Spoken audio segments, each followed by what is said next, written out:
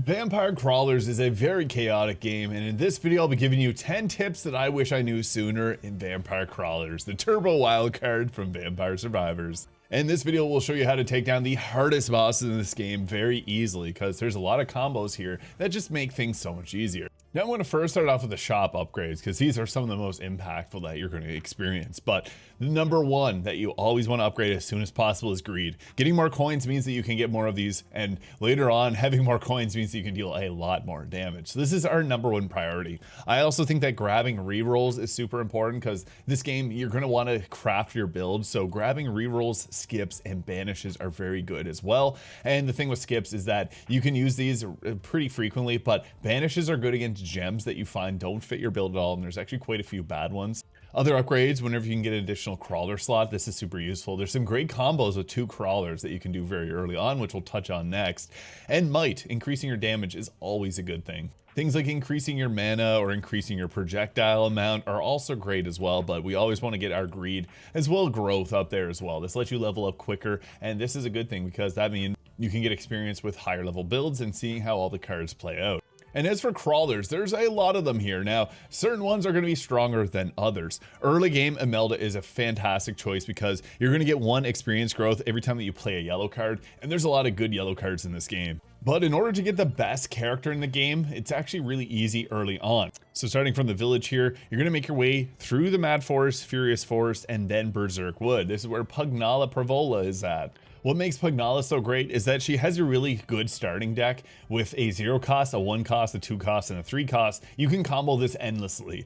But the thing is, when you draw, or when you play a yellow card, you get to draw 1, and yellow cards are among some of the best in this game, especially when you get comboing. And what this means is that eventually you'll get to a point where you can guarantee any card in your deck at any time. This is impactful when we're going against bosses that, let's say, has this 5 eyeball attack here. On that 5th one, they would go and attack. I was able to freeze the boss despite it not showing it there, but that freeze on that gem meant that I didn't take damage from their 1-shot attack. So yeah, Pugnala is insanely powerful just for that reason there. I also like to pair her early on with Yata Cavallo here because he gets an additional amount every time a yellow card is played, and this scales up the damage of our pistols quite a bit. It has a max stack of 50, which is really nice because yeah, you're not likely going to hit that unless you're on the very final boss, but even then, there's much better cards that are going to help out.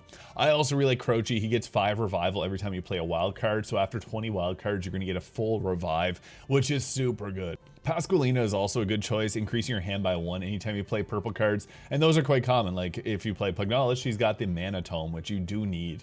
And Christine is also really good at preventing an enemy from attacking whenever you play a purple card, and she also has a very powerful card herself. And I also give you a brief overview of what these stats mean because they're confusing. Luck being one of the most confusing. In a lot of other games, luck can be very impactful. Here, luck only dictates whether you're going to get a 3-card selection or a 4-card selection every time you level up. And even at a very high luck, I had an insanely high luck, I still was able to pull 3s. So this is a stat you don't have to even focus on at all, but it is nice getting an additional option. Amount means that you're going to shoot more projectiles. Certain weapons like the wand scale up much better, and things like the whip are great against multiple enemies because you can whip multiple times. Things like area does splash damage, so if you do 100 damage to one, it's going to take 10 of that and do it to the others in the row that's beside it. Armor blocks damage, preventing your health from going down. Banish lets you skip cards. Increased crawlers means you get more characters for their buffs. More mana, casting. There is the curse there, which will increase enemy strength, but gives you more experience. This is really nice later on. Duration of crawlers. So whenever you play a crawler card, they have benefits whenever they're out. This card here and Spellbinder, the card itself, which is what this is based on, increases their stay by 1. This is something you don't even have to worry about because eventually you're going to have it so you have like 200 on each of them.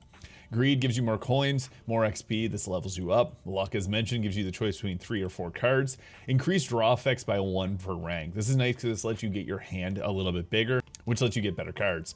Max health gives you 10% more health. This is okay. Might, being one of the better ones, increase your overall damage potential, which is something you want to scale up alongside amount, because if you get a high amount alongside high might, you can do some serious damage. We also have things like the recovery, which gives you health back after each encounter. The rerolls, which I mentioned, are very useful. Rerolling the cards you get. Revival lets you go down. If you get down, you can come back up. That's how you defeat the Red Reaper at the end. Skip lets you skip cards, and hand increase the amount of cards you hold in your hand. Kind of similar to whenever you have draw cards. When it comes to combat, always be comboing. ABC. This means that we want to always be starting off with our 0 cost cards, but if you find gems to give a -1 or a -2, don't be afraid to use those. Just be careful if you start digging yourself a hole, but those negative ones give you mana back, which is great because you can start off by getting more mana, and this lets you chain things a little bit better. The basic combo is Spellbinder, Light Tome, Ate the Sparrow, and then our Fiera di Tufello there, but you can also start with something like the Cavallo there, fire additional projectiles.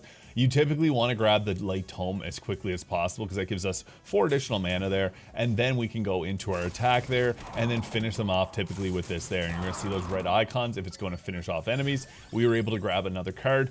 Don't love the options here, like these kind of suck for the particular build I'm going for. So you can banish certain cards or you can re-roll them. Sometimes you'll re-roll and get some great things. I also want to just mention that things like the crown here or any of the health increasing cards, something that you can do is actually save these and try to scale up and use them when you get a much greater scaling on them. So there is an ability that lets you end your turn and keep your streak going. Right now I don't have any wild cards to take this down, but only 15% is not good enough. Typically what we want to do is start off and scale them up. So that's 30%. If I were to get a good combo going, I could get that very high, and getting that up really high is really nice. So don't be afraid to end up, you know, saving these cards and not playing them for a while because you want to get that boost to be as high as possible. But easy enough, I could just end the combat here by using the Cherry Bomb and boom. This also applies to things like the Spinach card. This is a really good one again because it's going to draw more cards. But one thing about that is you can get this to do like 200% extra damage if you got it to scale. Now, another thing I want to recommend is having a good amount of 0, 1, 2, 3 cost cards. Typically, you're going to have most of them at that 0 cost because they're just free to play at any time. Having a slightly less amount of 1 cost cards, an equal lesser amount of 2 cost cards, and then obviously even less of 3 cost cards, and then have as many wild cards as possible. This is just to ensure that we can always be comboing, which is a very important thing. So right now, I don't have any 0 cost cards. I want to throw in something like the Empty Tome. This is a really nice card because it's also giving you mana, and you can also put a -1 cost or -2 cost on it too. This just lets me combo in and get some more benefits from my cards there. And I'm going to hold this one. So this is not good. I don't have the combo that I want. I got 4 mana here. I'm going to pull this and I got the card I needed. Perfect. Otherwise, I was going to play this card here. We always want to have that tome as quickly as possible because that's going to let you combo it even better. The cross will actually give me a bit more damage here than Ate the Sparrow would, so I'm actually going to use a cross. And then we can finish off this combat encounter just with our pistol there. So you can see how you can easily clear combos just by using your 1, 2, 3 combo. Later on, you will get overkills on every enemy that you fight, which can be really good, especially whenever you're trying to get coin count cards, which are among the highest DPS in this game. And here's another encounter where I want to grab the Stone Mask because getting more coins is extremely powerful. Getting destroy cards in this game is actually really nice because it's kind of like Slay the Spire where you don't always want your deck to be huge because sometimes drawing through it is kind of annoying, but at a certain point that doesn't really matter because you're going to make it so your hands get so massively huge if you get some wild cards that it doesn't even matter. I like to take these and try to scale them up as much as possible, especially if you're in a combat encounter. Now, Duplicator is really nice, and for all of the buff cards that come in yellow, you typically want to have at least one of them available. Because whenever you use that card, and let's say you had it scaled up quite a bit, you can max out your Duplicator really easily if you had a combo going. We also have Yada, who's constantly giving us Duplicators, so might not be a card you always want to grab with him, but things like Spinach are amazing because it's going to scale your damage up quite a bit. I always prefer to have this over the Duplicator because we're always going to have that built in. But I always am grabbing any destroy card whenever possible and trying to get as many of Spellbinders actually perfect as rolled in as possible. Attract Orb is nice too because this draws a card, but since we got Pugnala here, we also draw some more cards, so that's good. Hollow Heart, again, comboing it can give you like 60 health per card, or obviously way more if you get a crazy combo going. Always having a Spellbinder is nice though because 0 cost card can be reduced to like a -2 or -3 if you really wanted it, and it's going to keep you drawing more cards.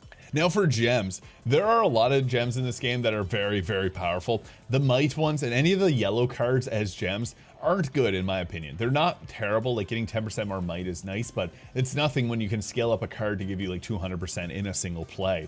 Yellow trigger, obviously rainbow triggers are amazing. This is really good because then you can put this on like your tomes, and it's a purple card that gives you yellow card effects. So if you took one of the characters that has purple card effects, you're going to get those on top of this. This is very powerful. Obviously the rainbow card is even better. Some other gems that we're looking out for, freeze. This one is super impactful because you can put this on like your Spellbinder, and again, I showed off if you're going against a boss, you can go ahead. Like I played a card, he went into his final attack. This card here has Spellbinder on it, or it's a Spellbinder with a freeze. So I was able to completely avoid that attack just by playing a buff. So yeah, this freeze gem is extremely powerful as well. The reduced mana cost too is really nice as mentioned, because you can throw this onto like your empty tome, and then you have a -2 that's giving you 1 mana, and then it's also giving you 2 mana from that. I would prefer to have it on the light tome here. It just depends on your combos, because I wouldn't be able to combo a -2 because I don't have a -1. But starting with a -1, and if you get multiple -1s, then you can push another card to a -2, and this just gives you so much more combo ability here. I will just refresh this to show you guys. Armor cards are not really like fantastic. It's not the worst thing in the world, but we typically want something else. Draw cards are not bad because this gives you obviously a draw. Echo is okay. Playing the card's last effects is actually kind of nice depending on what combo you had going on. But yeah, freeze is fantastic. Rainbow is fantastic. You can purchase later on you can go to the jeweler and make sure that you get more gems of a certain kind. And I would highly recommend doing the freeze cards, because you need 2 of these at end game to be able to counter bosses. So always be freezing. And I'll try another reroll here just to see what else we get. Destroy, not amazing. We want the coin count, and I don't think I'm high enough level to get the coin count here, but yeah, I'm going to take the reduced mana cost and throw in the light tome. Now we can combo with a -1. And Tirajisu, another really good one. I wouldn't recommend taking the Clover as mentioned as a yellow card. Tirajisu is good though, because you can scale this up and get a full revive without taking Croshi. Another tip I want to recommend is smash everything. Eventually you'll get to see little dots in your map, and these coins are super useful. But let's say you break into one. We got a wild card there. That's amazing. You can end up getting like chicken. If you get food, for example, it's typically best to save that food for later, because unless you're, low on health, you're going to want to use it a little bit later on. You can also find things like chests, obviously, going around and exploring. And we got some gems on this one here. So with this, I like to have, again, we want to have 2 -1 cards. So I now have a -1 Spellbinder that's giving us another draw, and it's giving us mana now. So now when we're looking at combo, we can start from a -1. This is really nice because then we can flow into some other card choices here. You do have to have exactly what you're looking for. So we got a 45% XP growth from this one. And then we can flow into a Sparrow. I don't have enough XP, but that's okay. I can always use a wild card to reset that back to fresh, and then go ahead with a Spellbinder that gives me an additional mana point. And unfortunately, I don't have enough tomes to be able to keep flowing through this like this, but we're in an overkill. It doesn't matter. So this will probably be a better version. You do need mana, so having more mana cards is really effective. I had bad luck there, unfortunately. You can continue to try and get combos off as much as possible, but just be keeping an eye on your mana when you don't have a high mana count, because you're going to end up running out, and having an empty tome as like your get out of jail free card could be really nice. So you can use something like the coin purse to reset it. We were able to now get a +10 mana, so now it's starting to flow. You do want to have like 2 to 3 mana books as early as possible, and being able to combo, we now have 18 mana there, so no real worries. We can then continue to keep blasting away and scaling up our damage. This one, we're taking the Hollow Heart there, because with the Hollow Heart, I unfortunately can't combo it right now. I don't have a wild card, but if I had the ability to be able to continue my streak here, we could then go ahead with it. Now, duplicating cards can be pretty crazy, because you can take the effects of one of your cards and you're getting 2 of them. This is super useful later on when you get certain cards with like a Decimate or any of the gems that you really want, because then you get a second one. It's so crazy. I just use it on the Spellbinder there with a -1 cost, so that we're able to regenerate our mana and start our combos a little bit lower. Unfortunately, that didn't end up working out in my favor because I didn't have any 0 cost cards at that time. But we can try it again with that other -1. Perfect. Now we're comboing here. And again, now we got a Might gives 50% extra damage, so you can see how the scaling goes a bit crazy. Our crown's now giving him 75% extra damage, and then we can continue to keep comboing this into our other cards here, finishing off the encounter while getting a ton of buffs ourselves. Now, another tip, banishing cards. This is something that you're going to get a feel for, because not everyone likes every type of card. The candle one is typically my first banish, just because the area of effect damage can be good, but it's not going to help out in certain boss fights. It's good in certain encounters, but it's kind of the last one that I'd ever want to take, so I always banish that one in particular.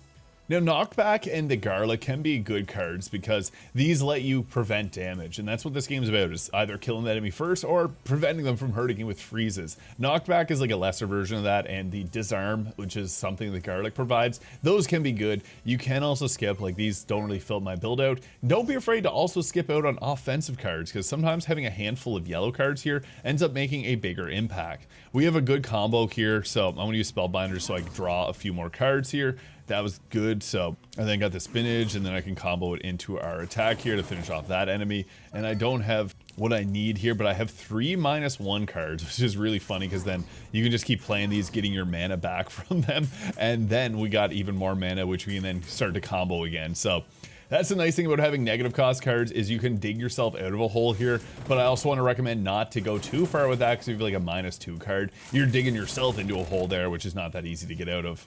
And this will give us the overkill here. Booyah. Now here's where luck actually ended up helping us. We got that reduced mana cost -1 here, and this is a good one again. If you got a certain card that you're like, we have a few -1s now, so I could go ahead and give a -2 card here. There are gems that gives a -2, but you can go ahead with that. Deduplicator. Now I had a few questions about this. You have to put a duplicator gem on a duplicator card to be able to unlock this. But this hand kind of sucks. I want to re-roll these, and no, we got worse luck. Bracers is one that you always want to have, though. Increasing your hand size, especially if you can combo it for free, is so good. You see now we have a lot of yellow cards. This might not like look too great right at the current moment, but this will be really good once you get to the point of grabbing any decimate gems, because you can put those on your cards and it deals a minus, or it does 10% of the boss's health on attack. So you can see here with all these yellow cards, we're starting to be going infinite here, where we can just continually keep drawing and damaging and getting more mana, and it becomes unstoppable. Now, when it comes to boss fights, and in particular, this is the hardest boss in the game, the Red Death here. The way to win it is with decimate and coin count cards. You can scale. I don't have a lot of coins. I had 100,000 coins in that run. I've talked to people that had millions of coins in runs. You always want to be freezing on that 5th eye before it does its attack there, as it continues to flow through these. Every time you play a card, it's going to do that. So the best part about this build is that with Pugnala, you have so many yellow cards that you can play your Clock Lancet and then play a yellow card and immediately get it back into your hand. So this goes infinite, because no matter what you're doing tons of damage. That decimate card taking out 10% of its max health. Using your coin count cards, especially if you have a lot of coins, can also do massive amounts of damage. And then continually keep flowing this with the wild cards. Friendship Amulet being a really good one, especially if you can get a Clock Lancet on it. And you can see here the Clock Lancet gem on that card. They are preventing me from getting attacked. And I kept my deck full. I have 78 mana there, like an insane damage. So with those tips, you'll be able to take out the hardest bosses in Vampire Crawlers, like that one there, the Red Reaper. So let me know if this video is useful. Hit the subscribe button below if it was, and we'll catch you guys all in the next one.